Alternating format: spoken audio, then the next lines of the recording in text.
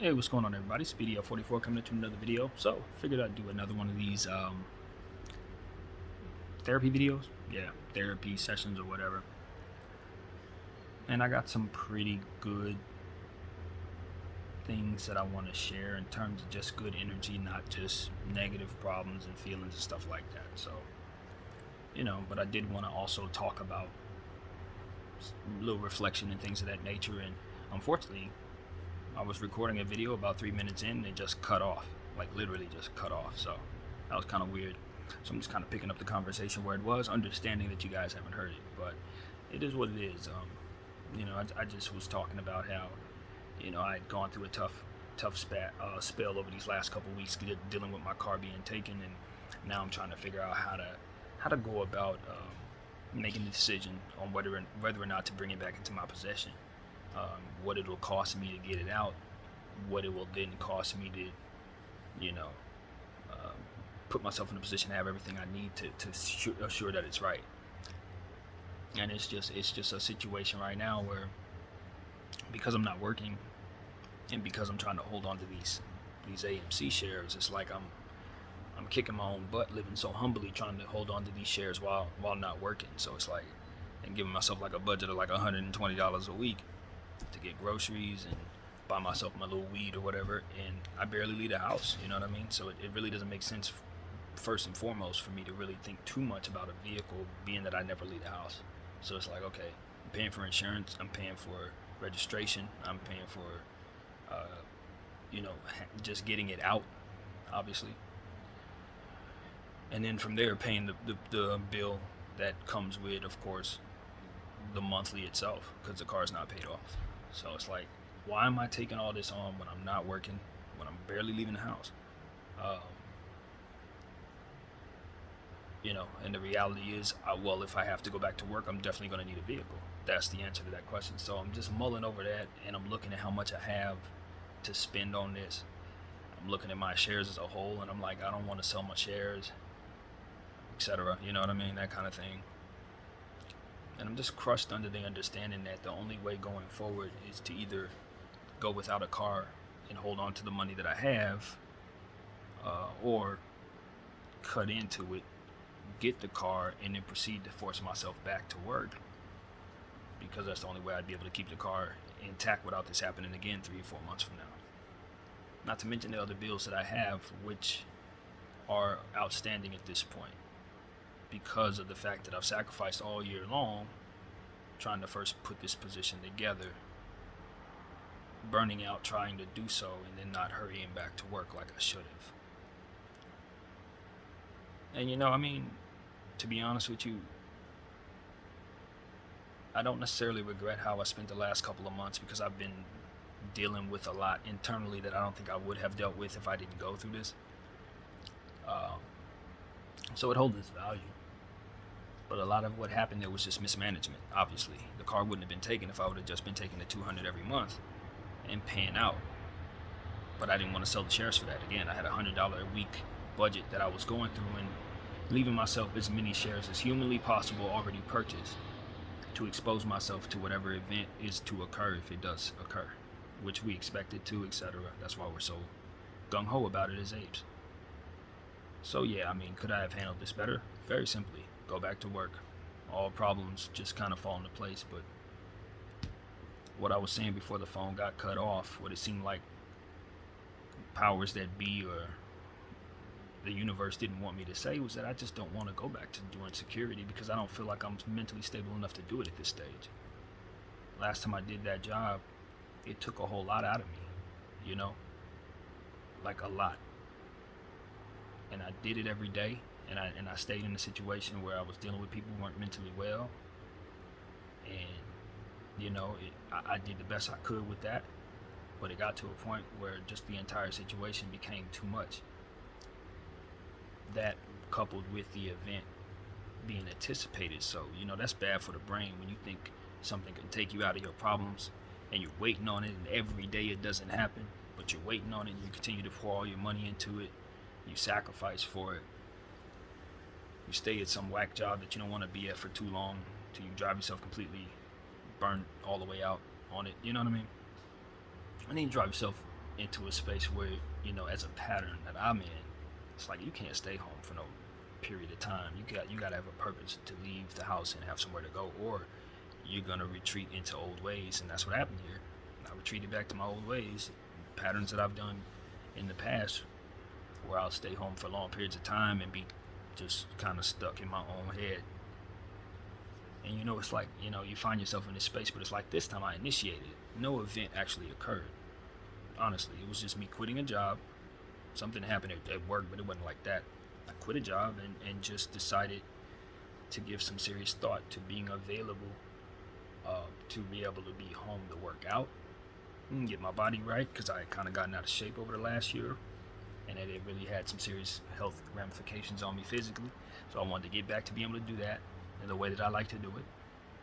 I wanted to spend more time on my channel as I'm doing here, which I was able to do with my talk series, and completed that goal, which meant a lot to me. I was working on my playlist goal, which is to continue to work on those and put them on Apple Music. So I do that, and you guys can follow me on there if you like. BDF, Apple Music, a lot of R&B, a lot of good stuff like that. So I put that together. That's a passion of mine, and I make the little CD art because that's my thing.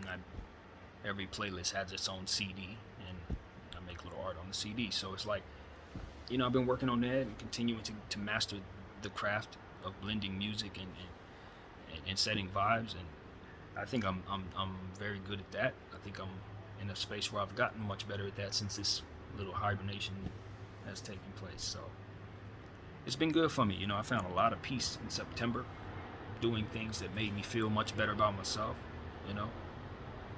Getting time just to meditate, listen to music under candlelight, that kind of thing. Just discovering a vibe in this house that I had never done before.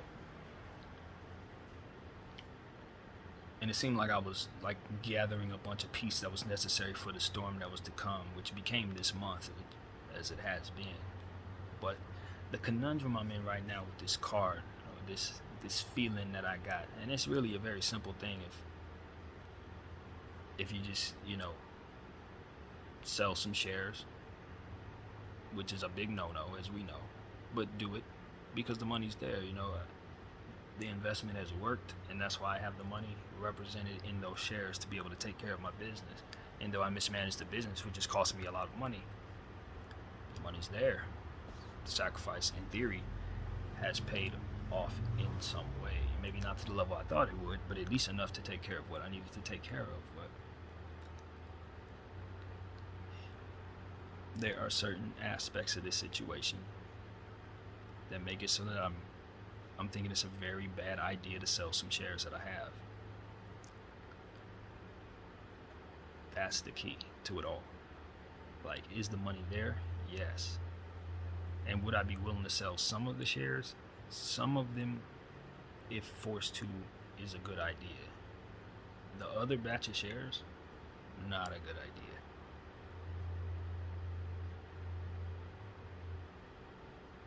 The reason why that is because I purchased those shares before restriction day.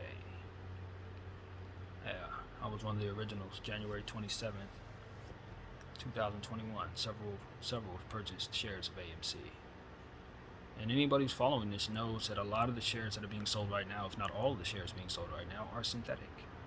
Now, that doesn't mean anything at all because they still have to be represented in how they're paid out. But at the end of the day, when you have real shares and you were actually literally affected by restriction day, for which we now know is being investigated by the SEC, then chances are you should probably hold on to those shares for whatever legal ramifications take place down the road. So for me, even though I know if you're involved in some type of class action lawsuit, it doesn't matter if you own the shares when the lawsuit happens. You just have to have owned them when the occurrence took place. But nevertheless, because they're AMC, and it's because it's a good amount of them, I think selling them is even a more bad idea.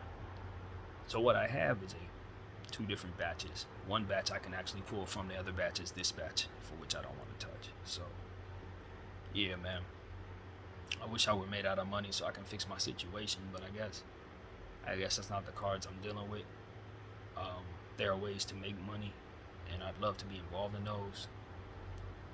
And so I'm looking into NFTs, I'm looking into crypto, I'm looking into all this different stuff. But every coin I got that's not being bought for groceries is wrapped up in AMC. And the same thing goes for the situation. You just don't sell AMC. You just don't do it. It's a no-no. In the play that we're in, it literally affects the play if people start cheating and doing different things to take money out of it. And we know that. As apes, we know that, especially those who have been in it as long as I have. It's no question about what our responsibility is at this point, or what the goal is, or whether or not it's worth it. It's not even about all that. It's just about, can we get there? Can we get there? Can I have myself alive for the event? Whether it happens tomorrow, next month, a year from now, 3 years from now. We know it could take that long. Nobody who's a part of this and fully aware actually has a date in their mind for when this takes place. But for myself, because I was so burnt out of the position I was in, because I was so tired of security, it's one of those situations where I'm very concerned that I will have a very difficult time convincing myself to go back to work and do what it is I've been doing for the last 10 years. I just don't honestly want to do it again. And see, when most people say they don't want to do something, it's just either you do or you don't. But for me, when I say I don't want to do something, it's very difficult for me to convince myself to do it. It's not then something I'm choosing to do. It's something I'm like subconsciously keeping myself from. It's like school for me when I was a child. It's part of the condition, I suppose, that I suffer from. It just makes it so that when I reject something overall, whether that be school or something that I feel is dangerous or traumatic, it's not about whether or not I'll choose to do it. It's about whether or not I can override that notion that I will not do it to get it done. And so I suffer in that way, and it's like, I don't know what the hell that is. I honestly don't know what that is. I've been dealing with that since I was a small child, man. And it just comes with who I am, I guess. We as human beings, sometimes we discover that we have defects. Sometimes those defects come in maybe some different way, physical, something. Some of us mental, some of us is behavioral, but for me, it's this very thing I just described, And I've had a hard time overriding those things, those subconscious defensive mechanisms, as I call them, that just keep me stuck in mental bondage. Is what I call it. It's like being paralyzed behind your own ethics, or paralyzed behind your own choices. And those choices don't help you, but you can't stop yourself.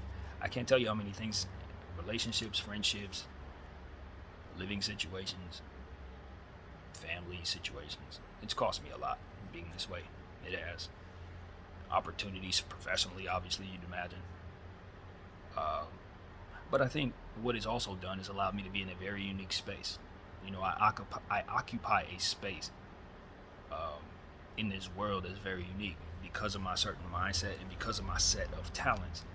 It makes it so that I'm literally in a lane that no other human being is in. What I need to do is just find a way to expose myself to the world so that people will see how honest I am about what I struggle with, and they can also be, I guess, amused or entertained by what it is I'm good at. Because that's the beauty of having this type of brain. It's like, what you struggle with, right? that you're not necessarily normal, but also that you are extraordinary as well. In some ways, you can bring something to the table maybe someone else can't. So because I have that balance of understanding and struggle, I don't quit. You know what I mean? It's like, because I know what I have that is special about me, I don't quit.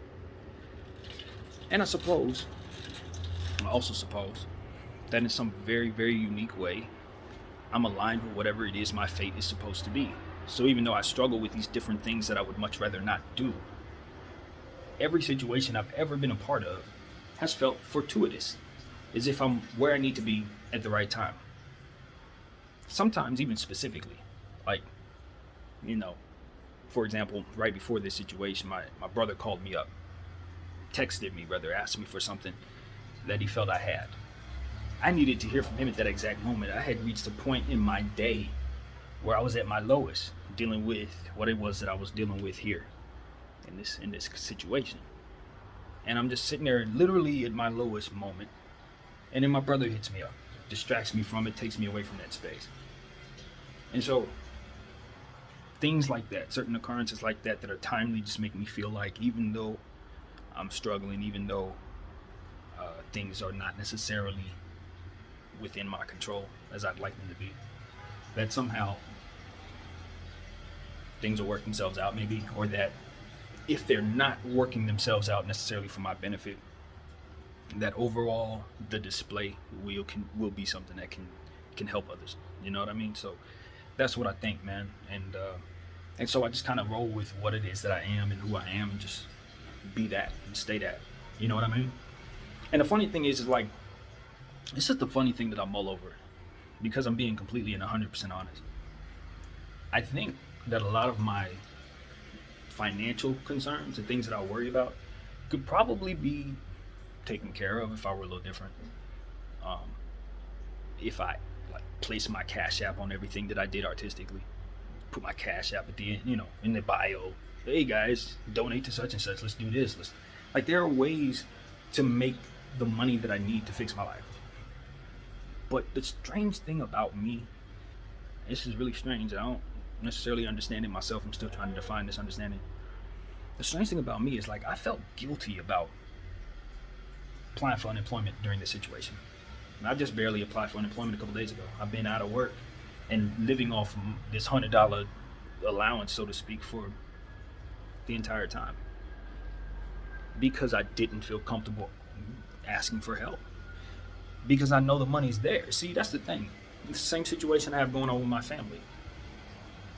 In regards to the car itself, like they could help me if I say, look, I don't have it, they'll help me. But my thing is, it's not that I don't have it. It's that I'm stuck between a rock and a hard place, feeling ethically that I have no right to touch the money necessary. It's that kind of thing. It's like ethically, I have no right to touch the money, but too ethically, I have no right to take it from someone else because it's there. So I suffer, the sacrifices, right? So it's like, it's the same goes for like wanting to ask others for help. It's like, I know it's my refusal to work that's keeping me from having what I have. So because I've laid in that bed, because I've made that bed, I gotta lay in it. That's what I'm saying to you. You know what I mean? Because I've gotten this whole thing going on where I don't want to let go of these shares. I'm hoarding shares and don't want to work, and the money's there because of the shares, so I can't get help. It's like I really, really do this to myself. Like I put myself in a space where I can't get help, where I can't welcome help, where I don't feel I'm worth help, where I can't, like, it's really bad. Like, and so I realize all of it. And the only thing I can bring myself to do is just tell people about it. Like I can't override it, right? Because if I could, I just wouldn't be doing it. I would simply sell the shares, get my car, go back to work, do all the stuff that normal people would do in the situation to fix their problems. But I'm not normal. I wouldn't say I'm self-destructive, because if that were the case, I would have already sold all my shares. So I don't feel myself to be self-destructive. I'm just trying to do things the right way. If you have it, you take care of it. If you don't have it, then you have a right to ask for help. That's ethically how I live. That doesn't mean you should follow what I'm doing, because what I'm telling you is what I'm doing isn't helping myself. I got to do something different, obviously. Or I got to sit here and take the consequences of what it is I'm continuing to do without complaining. So this is what I'm here to say. If you suffer from anything at all mentally, just remember this video. Remember this video, because there was no other reason for me to make this video but for me to tell you that you can relate to someone out there, even if you don't struggle with what I struggle with. You struggle with something, trust you me, there's somebody out there who is struggling too. Maybe harder than you, maybe not as hard as you, but yeah, this mental stuff, there's a lot of people out there who are gonna be very sane. They're gonna tell you that you're supposed to understand what you're supposed to do next, or you're supposed to be able to help yourself. I explained to my family, like, excuse me, I sat here a couple days ago, man, in this very spot, and I was listening to my uncle try to express to me what he thought I should do.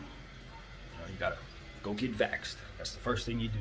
You've been in this house, you gotta go get vaxxed, and then you go to a church. You get with the people. You go with a program. You get with people. It's like, and then you get. He's telling me all these different things, and I'm like, yep, you're absolutely right. If I were in a space where I was talking to somebody else who had the problems that I had, I would tell them that. Here's the problem. That is the problem. Initiating yourself to do what it is you should. Not because you are a person that doesn't know any better than to help yourself. Not because you hate yourself and you want to see stuff just deteriorate around you. At all. It's because for reasons that you can't necessarily explain, you're not able to initiate within yourself to do those things. You can initiate in yourself to do other things, and when you're able, you can force yourself to do those things. Now, when you're able, I have no idea how to initiate that. It comes and it goes, especially as it pertains to me being in the presence of others. It comes and it goes, literally. The majority of the time, my natural state is to be alone. If I'm around people, I tend to adapt quickly. I adapt. I'll be in your face. I'll talk to you. How you doing? I'm doing good. Yeah. Converse with you just fine. And throughout the whole day, if we're hanging out, you're probably not going to sense any concern with me because the anxiety's not there once I adapt to a situation. I'm there, I'm adapting. The issues for me necessarily are more so beforehand. It's the getting me out the house part. It's the making the decision. It's looking at the various variables. I'll break it down for you here. I'll give you the car as an example. So I'm stuck between a rock and a hard place as it pertains to this car because I don't want to work, I don't want to sell shares, and I don't want to not have a car. So something has to give. I'm stuck right now. That's where we're at. I know it sounds ridiculous, but that's literally where we're at. So what I have to consider is in bringing the car, this is all that I'm considering.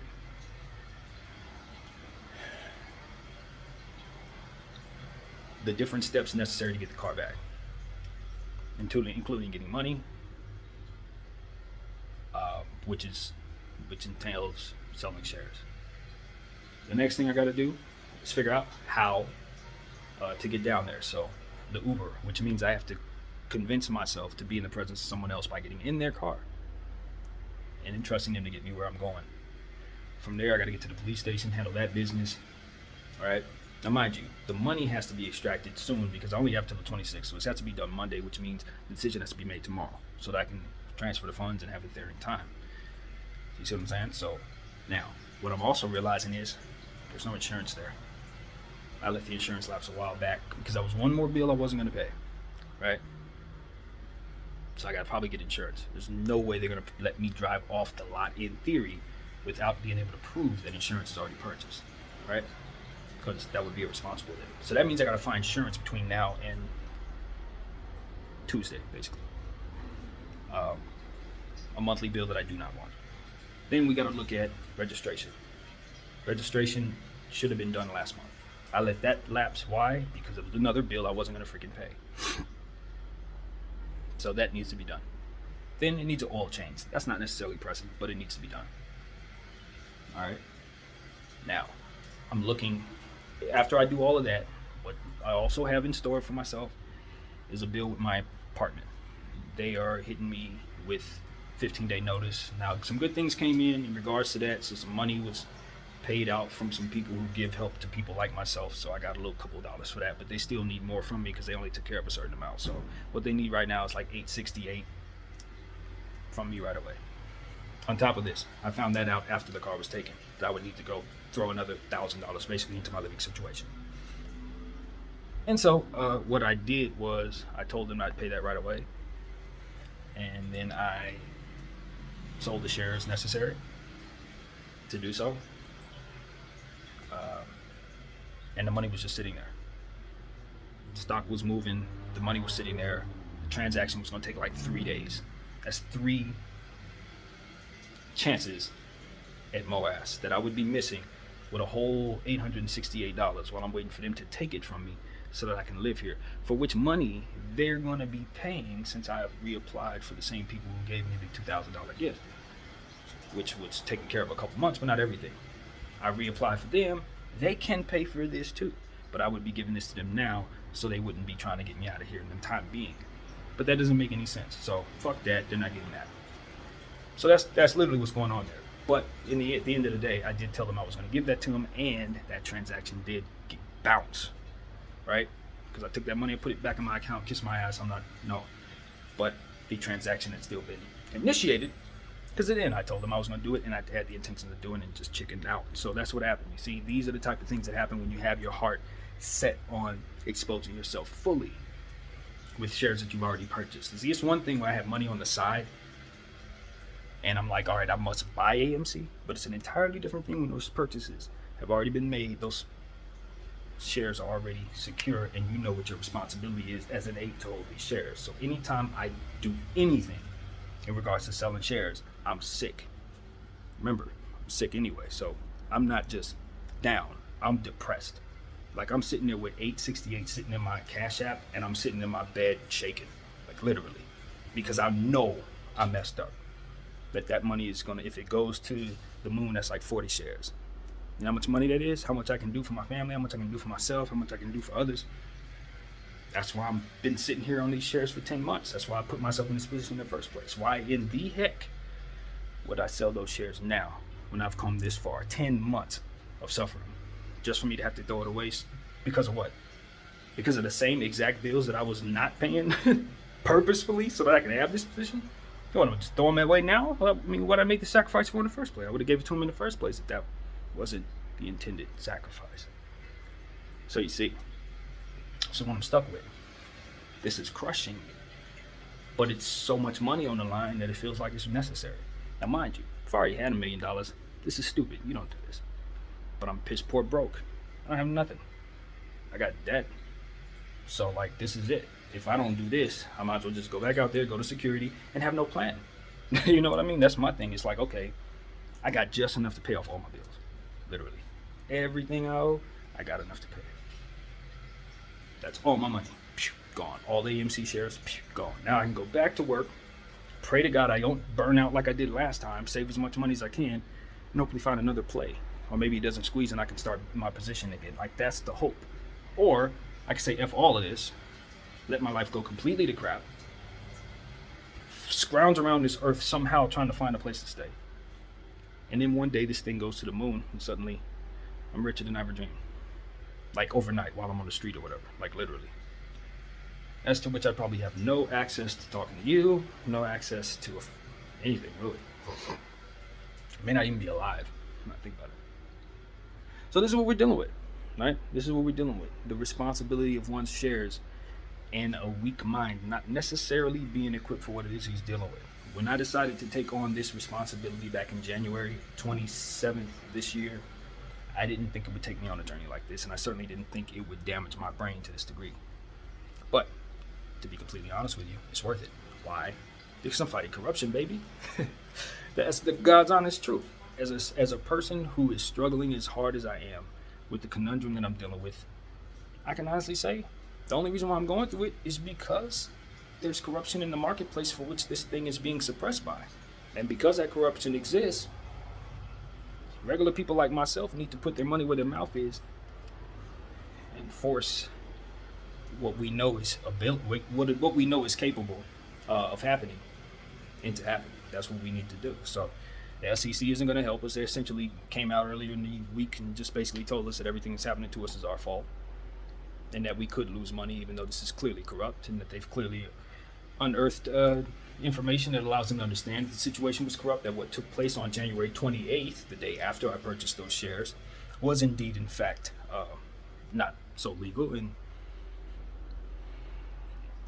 that further investigation will be necessary, but for the time being, they're not going to do a damn thing. So that's what they told us.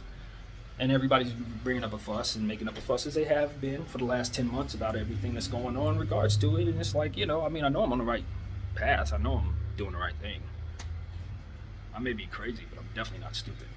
So as it pertains to what this is, it's gonna work.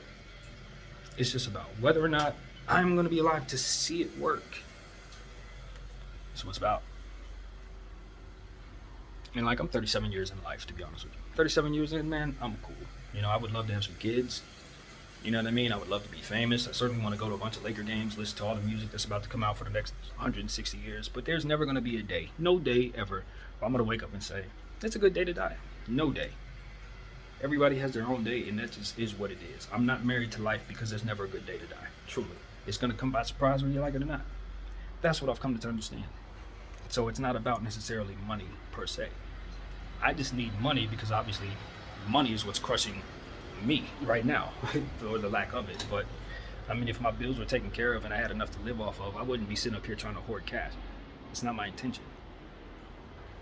My intention is to secure as many shares as possible so that I can do my part as a citizen within this process to initiate what it is that we're trying to do. And if that event can bring about the change necessary to shift the balance of power on this earth, and I know that sounds kind of ridiculous, but if that's exactly what we're doing here, if we can shift the balance of power on this earth and put the money that's in the hands of these hedge funds back in the hands of the people and back in the hands of our families, we can set ourselves on a path of freedom that won't have us confined to this plant, to this land particularly. And I'm speaking for myself when I say that. This will allow me to get the hell up out of here if I choose to. You know what I mean? Or have a better life here if I choose to. But what I don't have is any control over my own life right now because of my mental health and because of my bills. And, because of my ethics. Because of my unwillingness to take from random somebodies to con people and stuff like that. This is not in me, man. I don't know how to do it and don't choose to try. You know, it's just not, that's not myself. A lot of people want to be a lot of different things. I can go out there and put on baseball cleats and all that. I can't play baseball league. It's not who I am. It's not who I am. So I've learned after 37 years, instead of trying to be something I'm not, just work with what I am. And what I'm not is somebody who wants to continue to feel the way that I felt before making this video. So thank you guys for letting me sit here for 32 minutes and pour my soul out. The damage sometimes the things that we say can do to us long term. I know that. But I've learned that, like I said, man, life can end at any moment. And the only thing good about my suffering is the fact that I can share it with people, bro. Otherwise, there's nothing going on here. Just that. There's no one here to even see it. So if I can't document it, not only is it pointless, me going through it is as well. And I'm not here for nothing. So, while I love basketball, I also love myself. So I don't have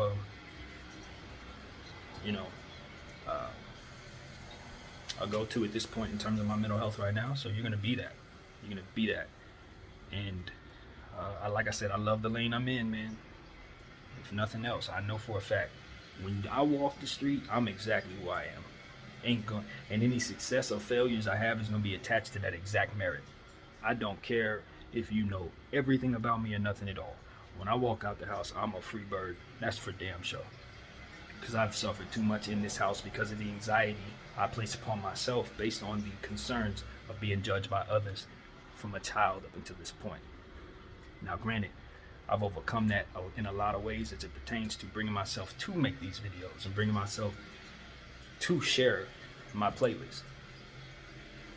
But a lot of what is wrong here as it pertains to why I don't want to go back to work and stuff like that is just because of my anxiety issues. Deep anxiety issues.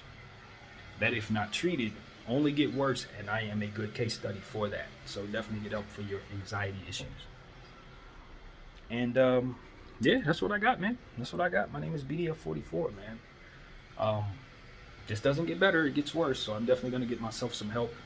I hope, to bring myself to do so sooner than later. And as far as my car is concerned, I have no idea what I'm going to do.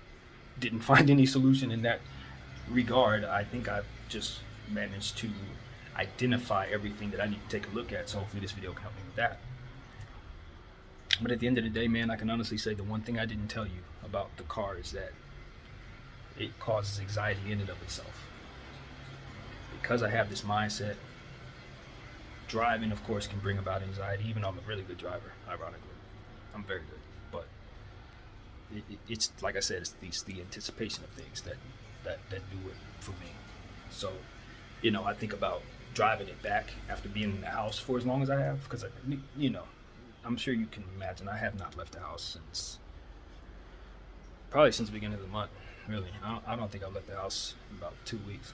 So, I'm thinking about how I have to do all of that in the presence of others, then drive home from a couple miles away, wherever it is.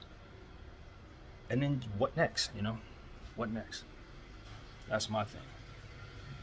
That puts me at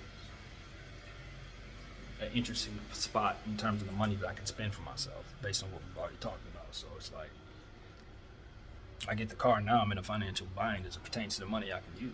So it's like, what do I do now? Go back to work? Oh yeah, let's just go. Shit, I'd already been there. Anyway, so that's where we at, man. That's where we at. This young fella needs a lot of help, but he ain't gonna get it here in this house. But what I can say is the NBA has helped a lot. So I thank you guys for allowing me to talk basketball with you. And hey man, if this is what I'm known for, cool.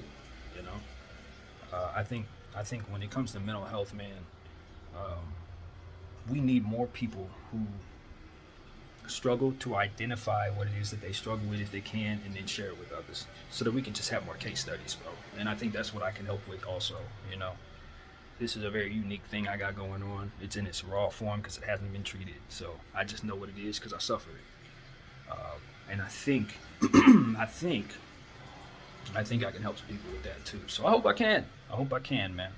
Anyway, yeah, leave it all out there, bro. That's what we're about here. My name is BDF 44. Thank y'all for letting me bare my soul here. Thank y'all for letting me share my confusion.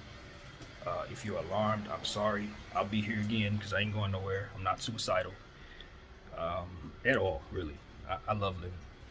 It's my arrogance as it pertains to the things I'm great at, which I've already talked about. So that keeps me going. The hope that I can do something really good out here. And I know I can because I've already started the process. So yeah, my name is BDF 44. I thank y'all for watching. I'm out.